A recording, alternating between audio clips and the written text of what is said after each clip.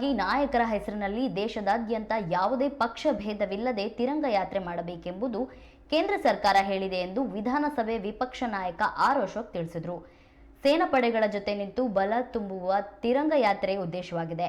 ಹೀಗಾಗಿ ರಾಜ್ಯದಲ್ಲಿ ಕೂಡ ದೊಡ್ಡ ಮಟ್ಟದಲ್ಲಿ ತಿರಂಗ ಯಾತ್ರೆ ಮಾಡ್ತಿದ್ದೇವೆ. ಮೇ 15ರಂದು ಬೆಂಗಳೂರಿನಲ್ಲಿ ತಿರಂಗ ಯಾತ್ರೆ ಮಾಡುತ್ತೇವೆ. ಮಲ್ಲೇಶ್ವರಂನ ಶಿರೂರು ಪಾರ್ಕ್ನಿಂದ 18ನೇ ಕ್ರಾಸ್ನವರೆಗೆ ತಿರಂಗ ಯಾತ್ರೆ ಮಾಡ್ತೇವೆ. ಮೇ 16, 17ರಂದು ಜಿಲ್ಲಾ ಕೇಂದ್ರಗಳಲ್ಲಿ ತಿರಂಗ ಯಾತ್ರೆ ನಡೆಯಲಿದೆ.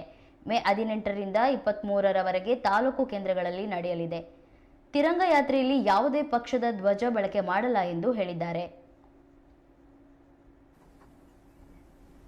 ನಾವು ಸೇನಾಪಡೆಯೊಂದಿಗೆ ಇದ್ದೇವೆ. ನಮ್ಮ ವೀರ ಯೋಧರೇನಿದ್ದಾರೆ, ಆಪರೇಷನ್ ಸಿಂಧೂರ್ ಮುಖಾಂತರ ಇಡೀ ಪ್ರಪಂಚಕ್ಕೆ ನಮ್ಮ ಸೈನಿಕರು ಏನು ಒಂದು ಮೆಸೇಜ್ ಅನ್ನು ಕೊಟ್ಟಿದ್ದಾರೆ. ನಮ್ಮ ತಂಟೆಗೆ ಬಂದರೆ ಯಾರ ಪರ್ಮಿಷನ್ ನಾವು ಕೇಳಲ್ಲ, ನಮ್ಮ ತಂಟೆಗೆ ಬಂದರೆ ನಾವು ನಿಮಗೆ ಬುದ್ಧಿ ಕಲಿಸ್ತೀರಿ ಅನ್ನೋ ಒಂದು ವಿಚಾರವನ್ನ, ಅದರಲ್ಲೂ ನಮ್ಮ ನೆಚ್ಚಿನ ಪ್ರಧಾನಮಂತ್ರಿ ನರೇಂದ್ರ ಮೋದಿಯವರು ಯುದ್ಧ ಪ್ರಾರಂಭ ಆಗಕ್ಕೆ ಮುಂಚೆನೆ ನಮ್ಮ ಸೈನಿಕರಿಗೆ ಪೂರ್ತಿ ಸ್ವಾತಂತ್ರ್ಯವನ್ನ ಕೊಟ್ಟಿದ್ದಾರೆ. ನಾವು ಕೊಟ್ಟ ಮೇಲೆ ಮತ್ತೆ ಅದೇ ಕೇಳಿ ಪಾಕಿಸ್ತಾನ 2 ದಿನ ಬಿಟ್ಟ ಮೇಲೆ ಅವ್ರು ನಾವು ಕೊಡ್ತೀರಿ ಅಂತ ಹೇಳಿದ್ರು. ಕಾಪಿ. ನಮ್ಮ ಸೈನಿಕರು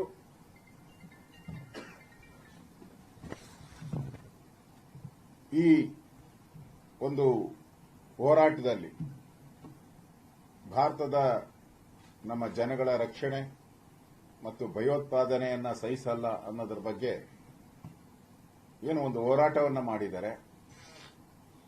ಆ ಸೈನಿಕರಿಗೆ ನಾವು ನಿಮ್ಮ ಜೊತೆ ಇದ್ದೀರಿ ಅನ್ನೋ ಒಂದು ಮೆಸೇಜ್ ಅನ್ನ ಕೊಡುವಂಥದ್ದು ನಮ್ಮ ಕರ್ತವ್ಯ, ಪ್ರತಿಯೊಬ್ಬ ಭಾರತೀಯನ ಕರ್ತವ್ಯ. ಆ ದೃಷ್ಟಿಯಿಂದ ತಿರಂಗ ಯಾತ್ರೆಯನ್ನ ನಾವು ಕರ್ನಾಟಕದಲ್ಲೂ ಕೂಡ ದೊಡ್ಡ ಮಟ್ಟದಲ್ಲಿ ಮಾಡ್ತಾ ಇದ್ದೀರಿ. ರಾಜ್ಯ ಮಟ್ಟದಲ್ಲಿ 15ನೇ ತಾರೀಕು ಅಂದ್ರೆ ಜಿಲ್ಲಾ ಕೇಂದ್ರ ಅಂದ್ರೆ ಬೆಂಗಳೂರು ಈ ತರ ಕೇಂದ್ರ ಏನಿದೆ ಅಲ್ಲಿ ಕ್ಯಾಪಿಟಲ್ ಸಿಟೀಸ್ ಮೇ 15 ದೊಡ್ಡ ಮಟ್ಟದಲ್ಲಿ ಮಾಡ್ತೀರಿ. ಅದನ್ನ ಈಗಾಗಲೇ ನಾವು ಒಂದು ಮಾತುಕತೆಯನ್ನ ಮಾಡಿದಿರಿ. ಮಲ್ಲೇಶ್ವರ ಏನು ಹಿಂದೆ ಮಾಡಬೇಕು ಅಂತ ತೀರ್ಮಾನ ಆಗಿತ್ತು, ಮಲ್ಲೇಶ್ವರ ಸಂಪಿಗೆ ರಸ್ತೆ ಸಿರೂರ್ ಪಾರ್ಕ್, ಸಿರೂರ್ ಆಟದ ಮೈದಾನ, ಅಲ್ಲಿಂದ ಪ್ರಾರಂಭ ಆಗಿ ಮಲ್ಲೇಶ್ವರ 18ನೇ ಕ್ರಾಸ್ವರೆಗೂ ಈ ತಿರಂಗ ಯಾತ್ರೆ ಮಾಡಬೇಕು ಅನ್ನೋ ತೀರ್ಮಾನವನ್ನ ಮಾಡಿದಿರಿ. 15ನೇ ತಾರೀಕು ಮೋಸ್ಟ್ಲಿ 11 ಗಂಟೆಗೆ ಈ ತಿರಂಗ ಯಾತ್ರೆಯನ್ನ ಮಾಡ್ತಾರೆ. ಎಲ್ಲರೂ ಕೂಡ ಇದರಲ್ಲಿ ಯಾವುದೇ ಪಾರ್ಟಿ ಇಲ್ಲ. ಎಲ್ಲರೂ ಕೂಡ ಡಾಕ್ಟರ್ಸ್ ಇರ್ಬೋದು, ಇಂಜಿನಿಯರ್ಸ್ ಇರ್ಬೋದು, ವಿದ್ಯಾರ್ಥಿಗಳಿರ್ಬೋದು, ರೈತರಿರ್ಬೋದು, ಎಲ್ಲರೂ ಕಾರ್ಮಿಕರಿರ್ಬೋದು, ಎಲ್ಲರೂ ಭಾಗವಹಿಸ್ತಾರೆ.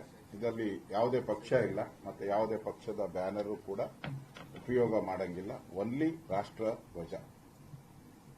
ಅದಾದ್ಮೇಲೆ ಮೇ 16 ಮತ್ತು 17 ವಿಧಾನಸಭಾ ಕ್ಷೇತ್ರದ ಜಿಲ್ಲಾ ಕೇಂದ್ರದಲ್ಲಿ ಮಾಡ್ತಾ ಇದ್ದೀರಿ. 18ರಿಂದ 23ರವರೆಗೆ ತಾಲೂಕು ಕೇಂದ್ರಗಳಲ್ಲಿ ಮಾಡ್ತಾ ಇದ್ದೀರಿ. ನಮ್ಮ ಉದ್ದೇಶ ಇರತಕ್ಕಂಥದ್ದು ಪ್ರತಿ